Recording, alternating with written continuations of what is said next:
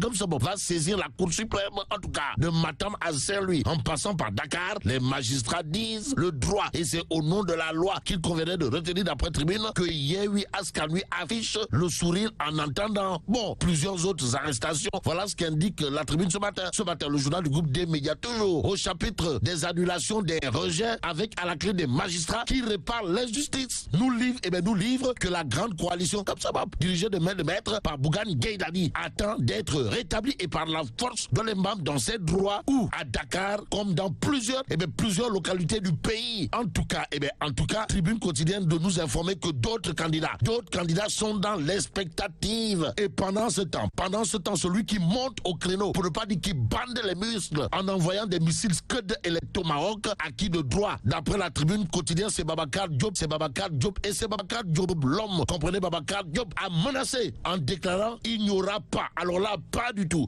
d'élection le 23 janvier 2022 sans la validation de toutes les listes de l'opposition. Et comme il est dit, Rodé Koubalanga et Lakale, ou encore un homme averti en vaut deux, passons à Vox Populi qui parle de recours de Sonko et compagnie contre l'annulation de leur liste. En tout cas, Yewwi Askan Wi prend sa revanche sur l'administration territoriale. Bon, la justice est en train de désavouer des préfets et sous-préfets un peu partout avec des décisions remises en cause. Que retenir dans cette histoire sinon qu'après Matam, Yewwi Askan Wi réhabilité à Mbour, Saint-Louis, Golfe Sud, Ndande et Pikine. Information que nous livre le quotidien. Le journal titre local, recours de l'opposition, appel entendu. En attendant, il conviendrait de souligner le titre de Sud Quotidien ce matin qui révèle une information qui poussera probablement Khalifa Ababakar Sall et compagnie à dire au commandement territorial. Bon, Sud Quotidien titre réhabilitation des listes de Yewwi Askan Wi à Matam, Saint-Louis, Mbour et Pikine. Dame Justice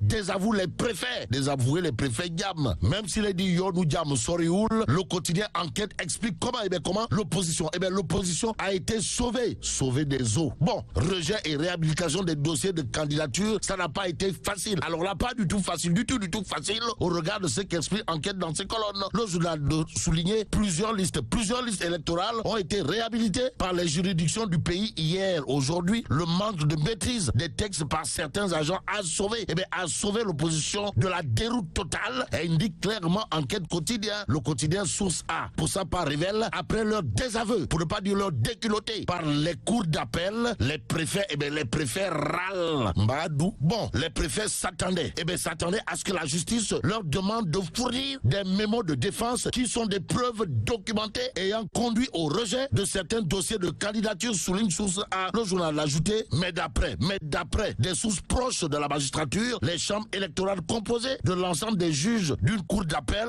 donnée ne sont pas tenues, alors là, pas du tout tenues, de recueillir l'avis de l'autorité administrative. Et pendant ce temps, Tribune quotidienne parle de défection dans les rangs de Benno Bokk Bakar, Astafourla, dans les rangs de Benno Bokk Yakaar à Medina Gounass. Pourquoi faire? Pour nous renseigner que Ndeketeyo, les sympathisants de Kossam claquent la porte et vont rejoindre une liste. Vous le déconnez? Wallahi Azim. Et pendant ce temps, l'exclusif quotidien nous renseigne que la jeunesse de Manko Wattu Sénégal brûle le trio de choc. En tout cas, choqué. La jeunesse de Manko Wattu Sénégal l'est au regard de ce qu'elle déclare dans l'exclusif quotidien, à savoir le trio de choc en question. C'est comme qui dirait un groupe de violeurs, d'assassins et de voleurs de deniers publics. Oui. Bon, ils ne peuvent appeler à l'insurrection et la réussir. Ils se trompent lourdement, pour ne pas dire ils se trompent royalement. Dixit la jeunesse de Manko Wattu Sénégal qui, dans l'exclusif quotidien, brûle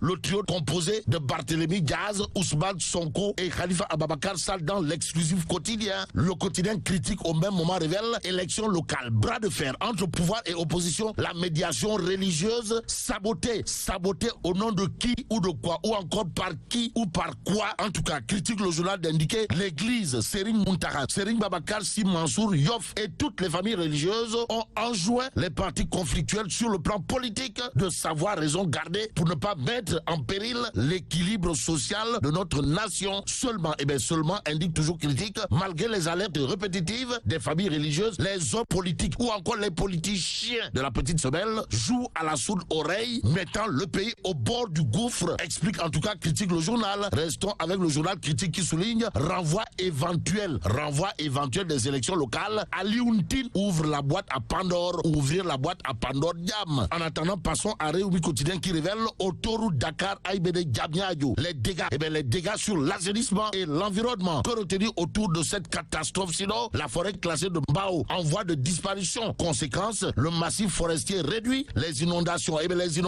accentuées. Et pour accentuer les coups de poing, il y a Biran Yaya Wan qui dans Vox Populi met les pieds dans le plat. Pour dire quoi? Pour dire qu'enrichir Eiffage, c'est enrichir la France, vrai ou pas? Pour l'instant, Libération ce matin révèle Baragay, DG de Clean Oil en eau trouble. Vous le déconnez? Pourquoi? Pourquoi Baragay, DG de Clean Oil serait en eau trouble? Libération d'expliquer qu'il est question de vol présumé d'hydrocarbures à Saint-Stock. Et là, Libération d'indiquer que ça sent le nez vers dans le Tchaya.